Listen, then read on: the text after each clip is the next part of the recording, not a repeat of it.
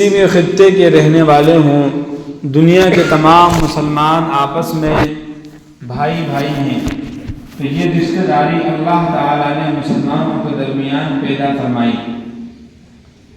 چاہے وہ اپنے کام کے اعتبار سے الگ الگ ہوں، خاندان کے اعتبار سے الگ ہوں، اور ظاہری شکل و صورت کے اعتبار سے الگ ہوں، خطوں کے اعتبار سے الگ رہنے والے ہوں، قبیلوں کے اعتبار سے الگ ہوں، پیشے کے اعتبار سے الگ ہوں، لیکن اللہ تعالیٰ نے ان کے درمیان میں رشتہ داری پیدا فرمائی کہ یہ سب کے سب آپس میں بھائی ہیں۔ پہلی بات۔ دوسری بات، جب آپس میں بھائی ہیں تو دوسری بات فرمائی کہ فَأَصْلِحُوا بَيْنَ أَخَوَيْكُمْ، اب تم اپنے بھائیوں کے درمیان میں اصلاح پیدا کرو، صلح پیدا کرو، ان کا خیال رکھو اور اس رشتہ داری کو قائم رکھو، جس سے آپس میں محبت پیدا ہوگی، مودت قائم ہوگی۔ اور ان دونوں چیزوں کو باقی رکھنے کے لیے فرمایا کہ اللہ تعالیٰ سے ڈرتے رہو، تقوی اختیار کرو۔ جس کی زندگی میں تقوی ہوگا وہ اللہ تعالیٰ کے تمام احکامات کو اپنی زندگی کے اندر بجا لائے گا۔ آج کے زمانے میں پورے عالم کے اندر اور خاص طور سے ہمارے ملک میں اگر ہم غور کریں تو اس وقت میں مسلمان بڑے ضرور حالی کا شکار ہیں، بڑی پستگی کا شکار ہیں، یہاں تک کہ بعض مرتبہ ایسا لگتا ہے کہ ایک صاف پانی کی قیمت مسلمان کے خون سے زیادہ ہے، یعنی بعض دفعہ ایسا لگتا ہے کہ مسلمان کا خون ایک صاف پانی سے بھی زیادہ کم قیمت کا ہو چکا ہے، اور باوجود اس کے کہ مسلمان اس ملک کی دوسری نمبر کی سب سے بڑی اکثریت ہے، اور اگر اور غور کیا جائے تو سب سے بڑی اکثریت ہے، لیکن ظاہری پیمانے پر بھی اگر دیکھا جائے پھر بھی مسلمان مذہبی اعتبار سے اس ملک کی دوسرے نمبر کی سب سے بڑی اکثریت ہے۔ اتنی زیادہ تعداد میں یہ امت ہے، اس کے باوجود حالات ایسے ہیں کہ وہ لوگ جن کو ہریجن کہا جاتا ہے، اور وہ لوگ جو خود اپنے آپ کو کسی قابل نہیں سمجھتے تھے اور مسلمانوں کو ایک عزت دار اور ایک باعزت انسان تصور کیا کرتے تھے، ان سے تہذیب سیکھتے تھے، آج وہ بھی مسلمانوں سے آگے نظر آتے ہیں۔ اس طرح کے حالات جو ہے یہاں پیدا ہوئے۔ اگر غور کیا جائے کہ مسلمان تو ایک ایسی قوم تھی جو پوری دنیا میں سب سے زیادہ باعزت اور سب سے زیادہ مضبوط ترین، جس کے سامنے بڑی بڑی طاقتیں جھک جایا کرتی تھی، اور اچھے سورما دنیا کی ساری قوموں سے ٹکر لینے کے بعد، ساری طاقتوں سے جوہر لینے کے بعد مسلمانوں کے سامنے اپنی گردن جھکا دیا کرتے تھے کہ یہ ایک ایسی قوم ہے جس کو تسخیر کرنا یا اس سے اپنی بات منوانا یا ان کو اپنا محکوم اور اپنا غلام بنانا ناممکن ہے۔ لوگ اس بات کو بہت اچھی طرح سے سمجھتے تھے، لیکن حالات ایسے بدلے کہ آج ہم اتنی زیادہ ذلت میں محسوس ہوتے ہیں گویا کہ کسی مسلمان کی جان یا اس کی مسجد یا اس کی عمارت یا اس کے کاروبار کسی کی کوئی حفاظت کی گارنٹی نہیں ہے۔ اگر غور کیا جائے تو بنیادی وجہ جو ہمارے سامنے آتی ہے اس بہت بڑے فرق کی کہ کچھ سالوں پہلے مسلمانوں کا عالم یہ تھا کہ یہ دنیا کے سب سے طاقتور ترین قوم شمار کی جاتی تھی، اور آج حالت یہ کہ دنیا کے سب سے ضعیف اور کمزور ترین قوم سمجھی جا رہی ہے۔ تو یہ جو فرق آیا ہے اس کی جو بنیادی وجہ ہے، اگر غور کریں تو پتہ چلے گا کہ اللہ سے ہمارا رشتہ کمزور ہو گیا، اللہ سے رشتہ بے حد کمزور ہو گیا۔ ظاہر سی بات ہے کہ تمام طاقتوں کا مجموعہ، تمام طاقتوں کی حکمرانی اللہ کے قبضے قدرت میں، اب جو اللہ کے قریب ہوگا، جس کا تعلق اللہ سے قریب ہوگا، وہ اتنا ہی زیادہ مضبوط اور طاقتور ہوگا، اور جس کا رشتہ اللہ سے جتنا کمزور ہوگا وہ دنیا کے اعتبار سے اتنا ہی کمزور ہوتا چلا جائے گا۔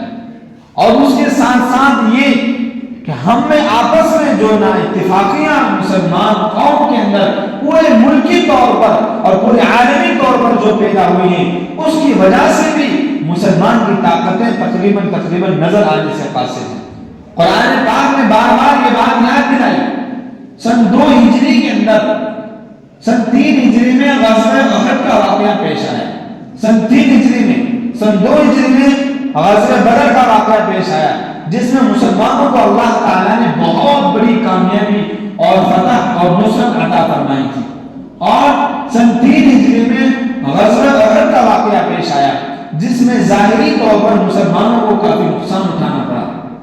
قرآن پاک کے سورہ آل عمران میں 3 بارے میں بڑے مفصل انداز میں اس پورے واقعے کو بیان کیا، اور اس کے بعد آگے چل کر کے اس کی حکمتوں میں سے یہ بیان فرمایا، اس کی وجہ میں سے اللہ تعالیٰ نے کہ ان سب کی وجہ ہے وَاعْتَصِمُوا بِحَبْلِ اللَّهِ جَمِيعًا اور وَلَا تَنَازَعُوا فَتَفْشَلُوا وَتَذْهَبَ رِيحُكُمْ وَاصْبِرُوا، کہ یہ جو تمہارا آپسی اختلاف ہے یا آپس میں دلوں کا جو میل ہے، اس کی وجہ سے تم اس پریشانی میں مبتلا ہوئے ہو۔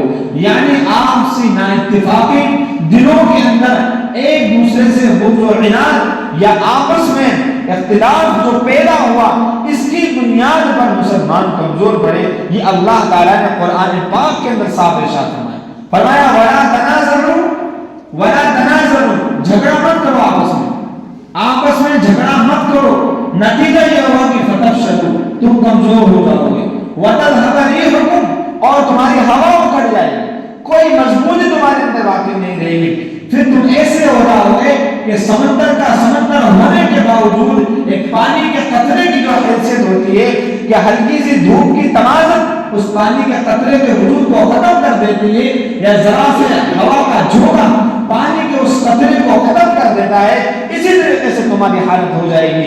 یوں تو پانی کا ایک سمندر بھی ہوتا ہے، اور وہ سمندر اپنے آپ میں اتنا طاقتور ہوتا ہے کہ جب اس کے اندر لہریں اٹھتی ہیں اور جب اس میں طوفان بنتا ہے تو بڑے بڑے محلوں کو یا بڑی بڑی کشتیوں کو، بڑی بڑی عمارتوں کو سیکنڈوں کے اندر وہ تہومالا کر دیا کرتا ہے جب اس کے اندر قوت پیدا ہوتی ہے۔ لیکن جب پانی کے سمندر سے قطرہ باہر آتا ہے تو اس قطرے کو ہلکی سی دھوپ بھی اس کے وجود کو ختم کرنے کے لیے کافی ہو جاتی ہے۔ فرمایا یہی عرب جو ہے اختلاف کے بعد مسلمانوں کی ہوگی، اور حضور پاک صلی اللہ علیہ وسلم نے تمام مسلمانوں کو ایک ساتھ محبت کے ساتھ اور مل جل کر رہنے کے لیے تعلیم فرمائی۔ اور بخاری شریف، مسلم شریف کی حدیث سے حضرت نعمان بن بشیر رضی اللہ تعالیٰ عنہ راوی ہیں، فرماتے ہیں کہ حضور اکرم صلی اللہ علیہ وسلم نے ارشاد فرمایا مثل المؤمنین فی توادهم وتعاطفهم وتراحمهم کمثل الجسد، کہ تمام دنیا کی مسلمانوں کی جو مثال ہے آپس میں محبت کے لیے اور اس میں ایک دوسرے کے ساتھ نرمی سے پیش آنے کے معاملے میں اور ایک دوسرے سے مل جل کر رہنے میں، دکھ درد کو بانٹنے میں، یہ ایسا ہے جیسے کہ تمام انسانی بدن، ایک انسانی بدن اور اس کے الگ الگ ہاتھ پیر اور اعضاء، کہ اگر کہ انسانی جسم کا کوئی ایک حصہ بیمار پڑتا ہے، کسی ایک حصے میں تکلیف ہو جاتی ہے تو سارا بدن بے چین ہو جاتا ہے، بخار آ جائے تو سارا بدن ساری رات جاگنے کے لیے تیار ہوتا ہے، آنکھیں بھی نہیں لگتی، دل بھی نہیں سوتا ہے، پیر کو تکلیف ہوتا ہے تو سارا جسم بے چین ہو جاتا ہے۔ فرمایا یہی مثال مومنوں کے آپس میں محبت کی ہے، یہی مثال مومنوں کے آپس میں محبت کی ہے۔ اور شریعت نے ایک ایسی ترتیب بنائی کہ جس کی وجہ سے مسلمانوں کے اندر اختلاف ہی پیدا نہ ہو، یعنی ان کے اندر جو ہے کوئی دشمنی پیدا نہ ہو۔ اسی وجہ سے قرآن پاک میں سب سے جو بڑی جڑ ہے اختلاف کی بدگمانی، ایک دوسرے سے بدگمان ہونا، اس کو صاف طور پر ناجائز فرما دیا۔ یا ایھا الذین آمنوا اجتنبوا کثیرا من الظن، اور حدیث میں ارشاد فرمایا ایاکم والظن، کہ مومن سے کبھی برا گمان مت کرنا۔ یہ جو بدگمانی ہوتی ہے یہی لے جاتی ہے دشمنی تک، اور وہ دشمنی اختلاف کا سبب بنتی ہے۔ اس لیے فرمایا ظنوا بالمؤمنین خیرا، مومنین کے ساتھ ہمیشہ بھلائی کا گمان رکھو، किसी मोमिन से बदगुमान मत हो। और एक अल्लाह वाले फरमाते हैं शाह अब्दुल गनी फूलपुरी रहमतुल्लाह अलैह कि मोमिन के साथ भला और अच्छा गुमान रखने में बहुत फायदे हैं, क्योंकि अल्लाह ताला कयामत के दिन भलाई और नेक गुमान को का बेसरी सवाब और बदला अता फरमा देंगे। और मोमिन के साथ अगर बदगुमानी की तो फरमाया इस बदगुमानी के लिए अल्लाह ताला के यहाँ मुकदमा दायर किया जाएगा, अदालत कायम होगी और उसमें सवाल जवाब होगा। और अगर बगैर वजह से मोमिन से बदगुमानी पाई गई तो उसके नतीजे में सजा दी जाएगी, अजाब दिया जाएगा। तो फरमाया जब बेहतर और अच्छे गुमान के अंदर अल्लाह की तरफ से सवाब मिल रहा है तो सवाब को छोड़कर क्यों अपने ऊपर मुकद्दमात को दायर किया जाए। तो अजीज़ान मिल्लत शरीयत ने एक ऐसी तरतीब बनाई तमाम दुनिया के मुसलमानों की कि आपस में उनके दरमियान में इत्तेहाद कायम रहे, मोहब्बतें कायम रहे। आप देखिए कि अल्लाह ताला ने हर मुसलमान पर मर्द हो या औरत उस पर 5 वक्त की नमाज फर्ज फरमाई है, 5 वक्त की नमाज फर्ज फरमाई है। लेकिन सारी दुनिया का मुसलमान इकट्ठा होकर तो नमाज नहीं पढ़ सकता। हालांकि नमाज तो अल्लाह की इबादत है, अल्लाह हर जगह है, आप जहां चाहे वहां नमाज आपकी कायम हो जाएगी। लेकिन अल्लाह ने एक निजाम बनाया, एक तरतीब बनाई कि मस्जिद कायम की जाएगी और मस्जिद के अंदर बाकायदा एक इमाम होगा और उस इमाम की इख्तिया के अंदर सारे मुसलमान अमीर हो या गरीब हो, फकीर हो या रईस हो, बड़े ओहदे का हो या छोटे ओहदे का हो, बड़ा व्यापारी हो या छोटा मजदूर हो, पढ़ा लिखा हो या जाहिल हो, कोई भी हो, एक ही सफ में खड़े होकर के उनको इमाम की इब्तिदा में नमाज पढ़ना है। एक ही सफ में खड़े हो गए महमूद और अयाज, न कोई बंदा रहा न कोई बंदा नमाज। महमूद भी जो बादशाह है, अयाज जो उसका वजीर है, खादिम है, वो सब एक सफ में खड़े हो गए। तो ये निजाम बनाया इसलिए ताकि मुसलमान जब ये देखें कि हमारी नमाज एक है, हम एक साथ रुकू करते हैं, एक साथ सजदा करते हैं, एक साथ सलाम फेरते हैं, एक ही वक्त पर सब खड़े होकर नमाज अदा करते हैं, तो इससे दिल में ये बात पैदा हो कि शरीयत और हमारा रब हमसे ये चाहता है कि आपस में इत्तेहाद कायम रहे, एक दूसरे से बदगुमानी पैदा ना हो, इसलिए ये निजाम कायम फरमाया। और अब महल्ले के लोग एक वक्त में जमा हो सकते हैं। फरमाया कि 5 वक्त की नमाजों की जो जमात है ये महल्ले की मस्जिद में अदा की जाएगी, लेकिन दिन में 5 मरतबा तो शहर के लोग जमा नहीं हो सकते। इसलिए अल्लाह का हुक्म ये है कि हफ्ते में 1 मरतबा, जुमे में 1 मरतबा तमाम शहर के लोग जमा हो। इसलिए शहरों के अंदर एक जामा मस्जिद हुआ करती थी, एक शहर की एक जामा मस्जिद जिसमें पूरे शहर के लोग आकर के नमाज अदा करते, पूरे शहर के लोग, ताकि ये बात और ये पैगाम जाए और हमें भी ये समझ में आए कि हाँ हफ्ते में 1 मरतबा जमा होना तो कोई मुश्किल नहीं है, लेकिन हमारा खुदा ये चाहता है कि तुम सब लोग एक जगह पर कम से कम हफ्ते में 1 मरतबा जमा हो जाओ। यहाँ से इत्तेहाद का पैगाम जाए, तुम्हारी मोहब्बत का पैगाम जाए।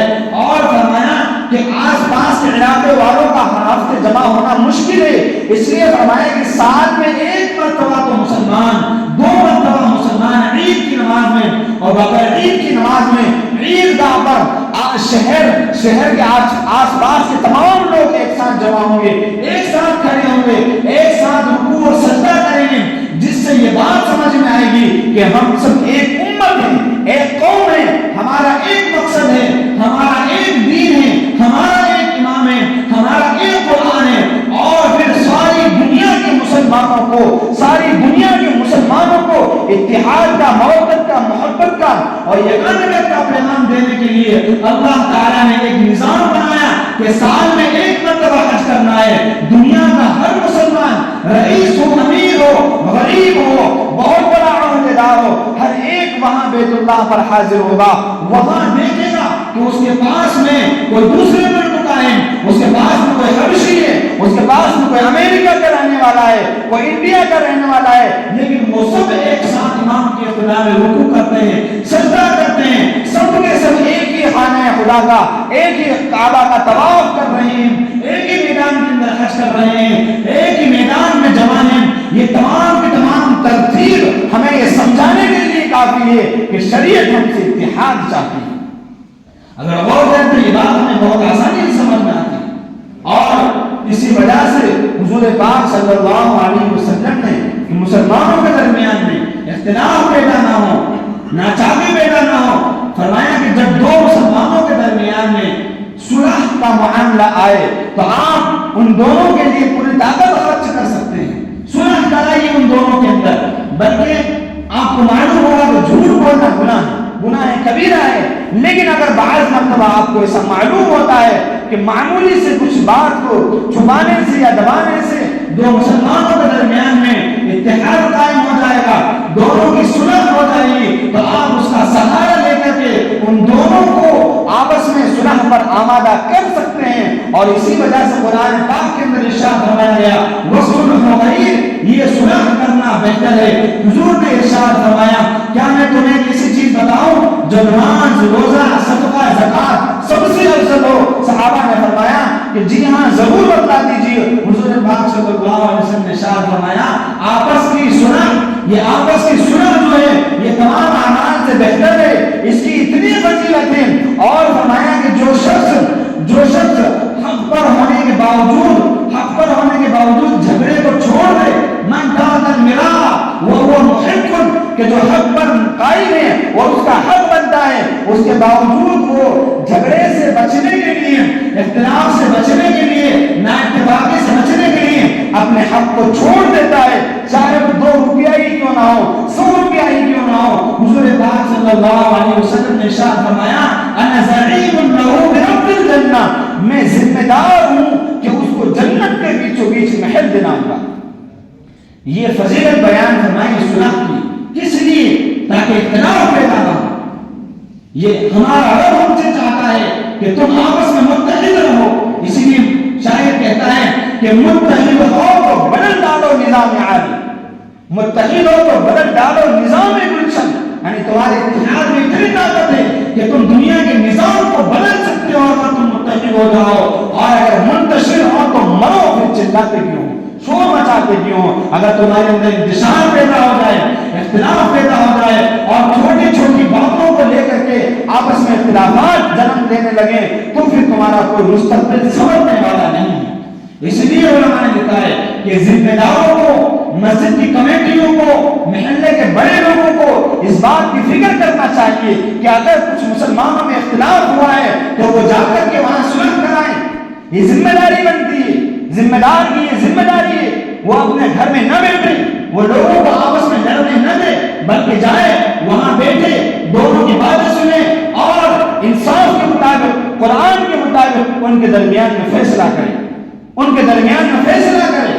اللہ تعالیٰ اس کا بہت بڑا اجر دیں گے۔ اور ہم نے بھی یہ کوشش کی ہے اور سب لوگوں سے کہا ہے کہ اگر آپ چاہتے ہیں کہ آپ کے معاملے اللہ کے گھر میں حل ہو جائیں، آپ کے جھگڑے ختم ہو جائیں، تو آپ آئیں، 2 علماء، 5 علماء، 20 علماء کی ضرورت پڑے گی، سب لوگ آپ کی باتوں کو سن کر کے جو حق ہوگا قرآن کے مطابق فیصلہ کیا جائے گا، جس سے ہمارا اختلاف ختم ہو جائے گا۔ اور الحمدللہ جب لوگوں کے درمیان میں بیٹھتے ہیں تو ایسے مسائل جو 15 سال سے الجھے ہوئے تھے، ایسے مسائل جو 10 سال سے الجھے ہوئے تھے، تھوڑی دیر کے اندر آپس میں صلح ہو جاتی ہے اور وہ اختلافات ختم ہو جاتے ہیں۔ اس لیے اختلافات کو دور کرنے کے لیے ہمیں اللہ کے گھر کا رخ کرنا ہوگا، مسجدوں کا رخ کرنا ہوگا، قرآن پاک سے ہمیں جو ہے لو لگانا ہوگی، ورنہ عزیزان ملت دیکھ لیجیے وہ وقت آ چکا ہے جو حضور پاک صلی اللہ علیہ وسلم نے ارشاد فرمایا تھا کہ ایک وقت آئے گا کہ یوشک الامم ان تداعى علیکم کما تداعى الاکلۃ الى قصعتها قال قائل فبقلة یومئذ نحن یا رسول اللہ۔ حضور اکرم صلی اللہ علیہ وسلم نے ارشاد فرمایا کہ ایک زمانہ ایسا آئے گا کہ دنیا کی ساری قومیں تم پر ایسے ٹوٹیں گی، تمہارے اوپر ایسے جھپٹیں گی جیسے کہ کھانے والے دسترخوان کی طرف تیزی سے لپکتے ہیں اور جس کو جو سمجھ میں آتا ہے اس کو لقمہ بنا لیا جاتا ہے، ایسے ہی دنیا کے قومیں تمہاری طرف لپکیں گی اور تمہیں اپنے مقصد کے لیے استعمال کریں گی، تم سے فائدہ اٹھائیں گی اور تمہیں بیکار میں جھاگ کی طرح پھینک دیا جائے گا۔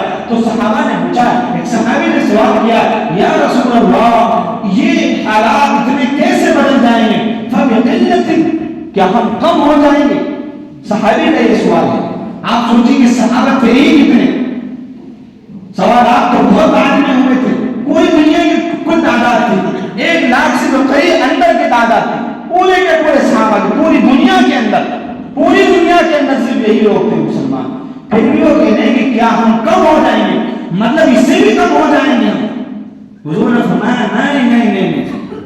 فرمایا نہیں، بل انتم کثیر، تم بہت ہوگے اور بہت زیادہ رہو گے. ولکنکم غصاء کا غصاء السیل، لیکن تم ایسے ہو جاؤ گے جیسے کہ سمندر کا جھاگ ہوتا ہے. دکھنے میں اس کی اتنی بڑی تعداد ہوتی ہے کہ انسان کی نگاہ کم پڑ جائے اور وہ سمندر کے جھاگ نظر آتے ہیں، لیکن ان کو بہت معمولی سے جھاڑو سے صاف کیا جا سکتا ہے. فرمایا کہ تم سمندر کے جھاگ کی طرح ہوں گے، اور اللہ تعالیٰ اس وقت میں تمہارے دلوں کے اندر دشمنوں کا خوف پیدا کر دیں گے، اور دشمنوں کے دلوں کے اندر جو تمہارا رعب ہے وہ ان سے چھین لیں گے. وَلَيَقْذِفَنَّ اللَّهُ فِي صُدُورِكُمْ الْغَلَّ وَلَيَنزِعَنَّ اللَّهُ مِن صُدُورِ عَدُوِّكُمْ الْمَهَابَةَ مِنكُمْ. دشمن قوم کے دلوں میں مسلمان کی ایک عظمت اور اس کا ایک جو ہیبت ہے وہ ختم ہو جائے گی، اور تمہارے دلوں کے اندر وہن پیدا ہو جائے گا. اللہ تمہارے درمیان میں وہن پیدا فرما دیں گے. تو حضور نے صحابہ نے پوچھا یا رسول اللہ یہ وہن کیا چیز ہے؟ یہ وہن کیا چیز ہے؟ حضور پاک صلی اللہ علیہ وسلم نے ارشاد فرمایا حب الدنیا و کراہیت الموت. حب الدنیا و کراہیت الموت، اس جملے کو یاد رکھیں. حب الدنیا و کراہیت الموت، کہ تمہارے دلوں میں دنیا کی محبت پیدا ہو جائے گی اور موت کی ناپسندیدگی پیدا ہو جائے گی. مومن کبھی موت سے نہیں ڈرتا، اس کو معلوم ہے کل نفس ذائقۃ الموت، ہر انسان کو موت کا مزہ چکھنا ہے، ہر جاندار کو، ہر نفس کو موت کا مزہ چکھنا ہے. کل من علیہا فان ویبقى وجہ ربک ذو الجلال والاکرام. اللہ کی ذات کے علاوہ ہر چیز فنا ہو جائے گی، صرف رب کی ذات ہی باقی رہنے والی ہے. اس کے باوجود مومن کے دل میں دنیا کی محبت 5 پیسوں کے چکر میں اختلاف پیدا کرتا ہے، معمولی سی رقم کی وجہ سے اپنے بھائیوں سے بدگمانی کرتا ہے، اختلاف کرتا ہے، لڑائی جھگڑے کرتا ہے. فرمایا یہ ہے وجہ جس کی وجہ سے دنیا کے قومیں تمہارے اوپر ٹوٹ پڑیں گی. کیا بتائیے حضور پاک صلی اللہ علیہ وسلم کی یہ حدیث آج بالکل ہمارے اوپر ثابت نہیں آئی. ہمیں کیا کرنا چاہیے؟ قرآن پاک کی آیت پر عمل کرنا چاہیے. قرآن پاک کے 4 بارے میں اللہ تعالیٰ نے ارشاد فرمایا وَاعْتَصِمُوا بِحَبْلِ اللَّهِ جَمِيعًا. وَاعْتَصِمُوا بِحَبْلِ اللَّهِ جَمِيعًا، کہ تم سب اللہ کی رسی کو مضبوطی سے مل کر پکڑ لو. ہوگا کہ تمہارے درمیان اختلاف ہوں گے، اس کا یہ مطلب نہیں کہ تم سب اپنے کاروبار کو چھوڑ کر ایک ہو جاؤ، تم سب جو اپنی اپنی جماعتوں میں ان کو چھوڑ دو. نہیں، دیکھیے قرآن پاک نے اتحاد کے اصول بیان کیا. سمجھیے اس چیز کو. فرمایا اتحاد کے لیے سب کا ایک ساتھ ملنا یا ایک کمرے میں بیٹھنا یا ایک لائن بنانا ضروری نہیں ہے. ہاں، ان کا مقصد ایک ہونا چاہیے، صرف ان کا مقصد ایک ہونا چاہیے کہ چاہے وہ دنیا کے کسی بھی کونے کے اندر کیوں نہ رہتے ہو. فرمایا کہ تم یہود اور نصارا ان کو بھی ایک ساتھ بلا سکتے ہو. کس بنیاد پر؟ تعالوا الی کلمۃ سواء بیننا وبینکم، کہ ایک بات ایسی ہے جو یہودی اور مسلمان اور عیسائی اور مسلمان کو جوڑتی ہے. وہ کیا ہے؟ اللہ نعبد الا اللہ، کہ وہ بھی اللہ کی عبادت کرتے ہیں، ہم بھی اللہ کی عبادت کرتے ہیں. کہ اس بات میں تو تم جمع ہو سکتے ہو، کہ اس پر جمع ہو جاؤ. قرآن نے یہ دیا کہ اگر ہم مسلمانوں کے 2-4 باتیں اختلاف کی ہیں لیکن ہزاروں باتیں تو اشتراک کی ہیں. ہماری نماز ہے، ہمارا قرآن ہے، ہمارا کعبہ ہے، ہمارا نبی ہے، ہمارا کلمہ ہے، ہمارا ایمان رشتہ ہے. اگر 2-4 باتیں اختلاف کی ہیں بھی تو وہ رہنے دی جائیں، لیکن ان سب باتوں کی بنیاد پر ہم ایک ہو سکتے ہیں. ہم سب ایک ہو سکتے ہیں. منفعت ایک ہے، اس قوم کی نقصان بھی ہے. اللہ اقبال نے کتنے درد بھرے انداز میں کہا منفعت ایک ہے، یعنی نفع بھی اس قوم کا ایک ہے اور نقصان بھی ایک ہے. حرم پاک بھی، اللہ بھی ایک، بھائی حرم بھی ایک ہے، اللہ بھی ایک ہے، قرآن بھی ایک ہی، سب کا نبی، دین بھی، ایمان بھی ایک. ہم سب کا نبی ہے جناب محمد رسول اللہ صلی اللہ علیہ وسلم. ہمارا قرآن ہے اور ہمارا دین ہے، یہ سب کے سب چیزیں ایک ہیں. فرمایا علامہ اقبال فرماتے ہیں کہ حرم پاک بھی، قرآن بھی، دین بھی، ایمان بھی ایک کیا بڑی بات تھی ہوتی جو مسلمان بھی ایک، وہ سب چیزیں جو ایک ہیں لیکن مسلمان ایک نہیں ہے۔ بتائیے نماز ہماری ایک نہیں ہے کیا؟ مستحبات مت پڑھیے کون کہاں ہاتھ باندھتا ہے، کون قوانین کہتا ہے، یہ چھوٹی مستحبات والی باتیں ہیں، ان کی بنیاد پر اختلاف نہیں کیا جا سکتا، ان باتوں کی بنیاد پر ہم بھائیوں کو ہم دشمنی پیدا نہیں کر سکتے، لیکن ہمارا جو ایمان ہے، جو قرآن تو مسلمانوں کا الگ الگ نہیں ہے، نبی تو مسلمانوں کا الگ الگ نہیں ہے، کعبہ تو مسلمانوں کا الگ الگ نہیں ہے، ایمان تو الگ الگ نہیں ہے۔ من صلی صلاتنا واستغفر قبلتنا وأكل ذبيحتنا فذلك المسلم، فرمایا جو ہماری طرح نماز پڑھے، ہمارے قبلے کی طرف رخ کر کے نماز پڑھے اور ہمارا ذبح کیا ہوا جانور کو حلال سمجھے، فذلك المسلم، تو وہ مسلمان ہے، اس پر اللہ کا ذمہ ہے، کوئی اس کو اگر تکلیف پہنچاتا ہے تو وہ اللہ سے اعلان جنگ کر رہا ہے، مسلمان کو تکلیف دینا ناجائز اور حرام ہے۔ عزیزان ملت، ان باتوں پر اگر غور کیا جائے تو سارے ملک کا مسلمان ایک ہو سکتا ہے۔ آپ دیکھ لیجئے، آپ غور کیجئے، دیکھیے، میں حکومت اور سیاست کی بات نہیں کر رہا، لیکن سکھ قوم جو ایک کم تعداد کے اندر ملک میں اویلیبل ہے، لیکن جب 81 میں فسادات ہوئے اور بہت سے سکھوں کو قتل کیا گیا، ہر ایک سکھ کے مجرم کا بدلہ لیا گیا، ایک مقتول کے بدلے میں 10 لاکھ روپے کا اس وقت میں معاوضہ دیا گیا، ایک کو سزا دلائی گئی۔ آج ہزاروں مسلمانوں کا خون بہا دیا جاتا ہے، کئی نوجوان ایسے ہیں جو گم ہو گئے، غائب ہو گئے، مار دیے گئے اور قتل کر دیے گئے، ان کا کوئی حساب و کتاب نہیں ہے۔ آپ نے دیکھا ایک شخص کو قتل کیا جاتا ہے راجستھان میں اور پورے ملک کے اندر چکا جام کیا جاتا ہے، یہ کیوں؟ یہ ان کے اندر اتحاد ہے، ہم اس کو غلط نہیں کہہ رہے، وہ آپس میں ایک ہیں، کرنی سینا کے ایک آدمی کو مارا جاتا ہے، ہم یہ نہیں کہہ رہے کہ وہ غلط کر رہے ہیں، وہ اپنا حق لے رہے ہیں، وہ کریں تو ہم لوگ جو دنیا کے سامنے اتحاد کا درس دینے والے ہیں، کیا ہم اس پر عمل نہیں کر سکتے؟ کیا ہم اپنے بھائی کی تکلیف میں شامل نہیں ہو سکتے؟